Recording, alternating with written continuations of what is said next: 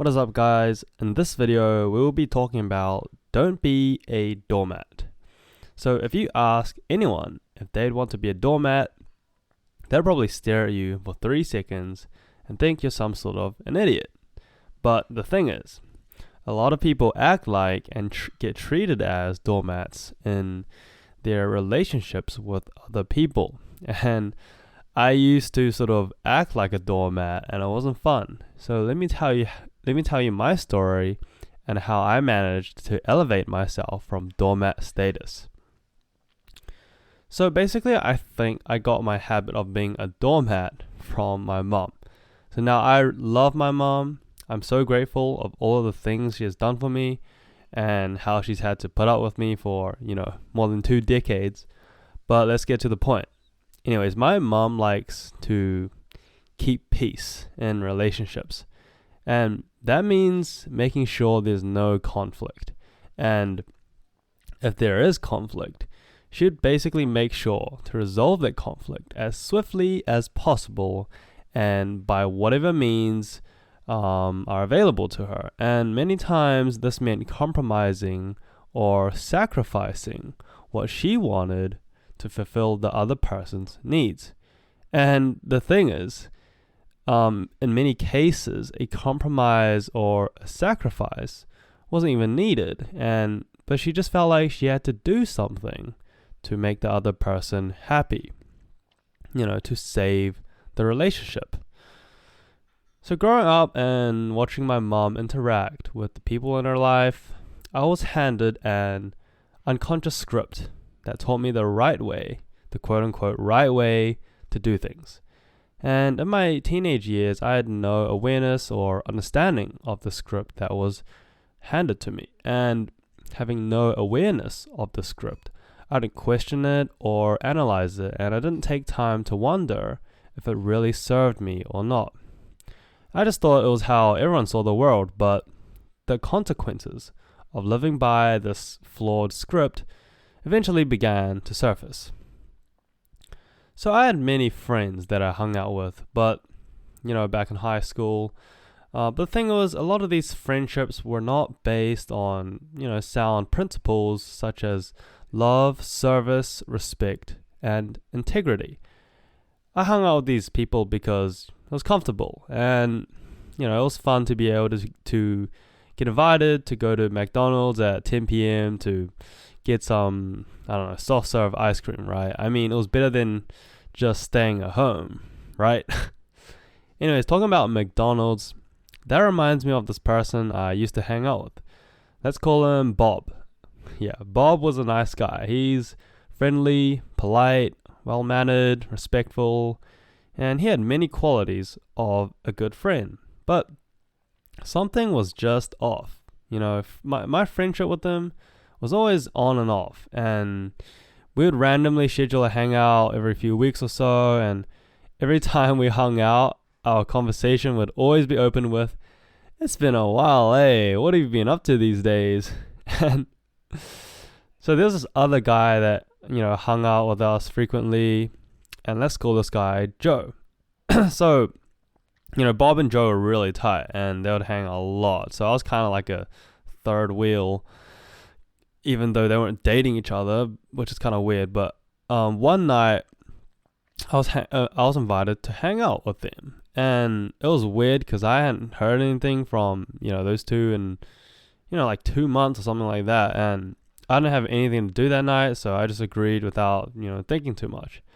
After sitting down and talking for a few minutes, basically, I think Joe asked like Bob or something like, "Oh, what are you gonna do for the 21st? And you got anything sorted?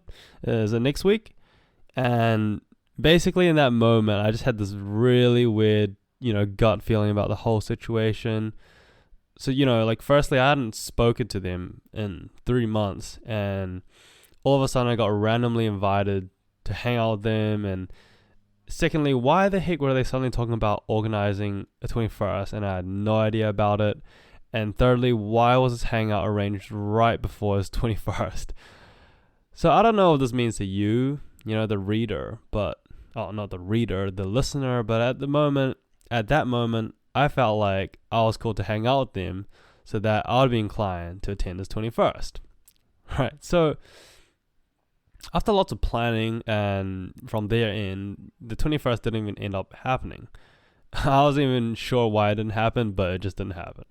Anyways, after that, we went back to our, regular hangouts that, occurred every 3 weeks or so. And, many times, Bob or Joe would just randomly message me, to go hang out with them. And I agreed every single time, right? And I would even show initiative by trying to progress the plans, for our hangouts. And, I'll say, oh, where do you guys want to go get lunch? And, one of them would say, oh, I haven't thought about it. I'll let you know. And then many times after that, nothing would happen, right?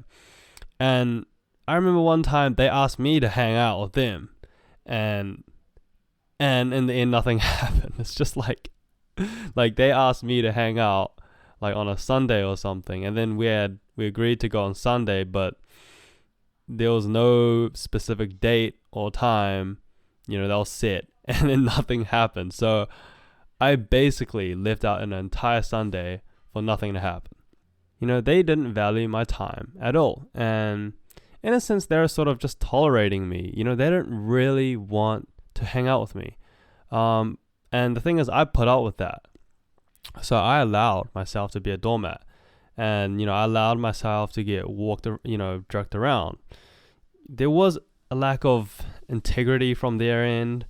But, honestly, my behavior,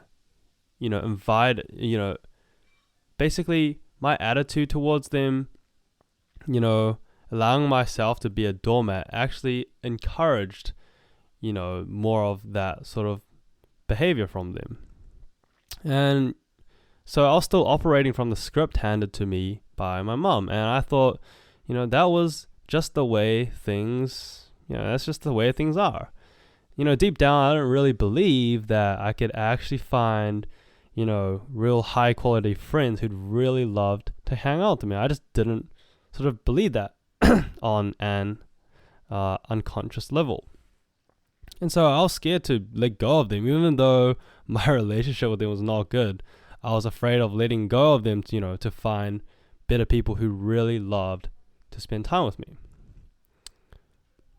And so after a lot of introspection and reading, I finally came to the realization that I was being a doormat, and I was totally in a lose-win situation.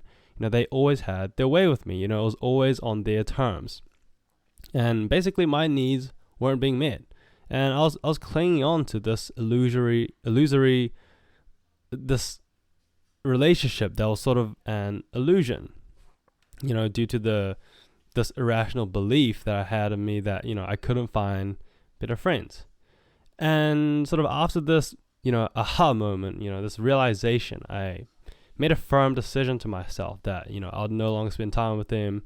And, I decided to stand up for myself, to make sure that in relationships I committed myself to, I'm going to make sure, their needs are being met, but my needs are going to be met as well. And so basically I could approach relationships with a win-win mentality. And when a win-win mentality couldn't be achieved, I could go for no deal. So basically, we just won't have a relationship in the first place. And it's absolutely liberating. You don't have to force yourself to, cling on to relationships or be in relationships that you're not happy about and the other person is not really happy about, and you can just let go and find someone better that's, that just clicks with you, that has chemistry with you, and who really wants to spend time with you.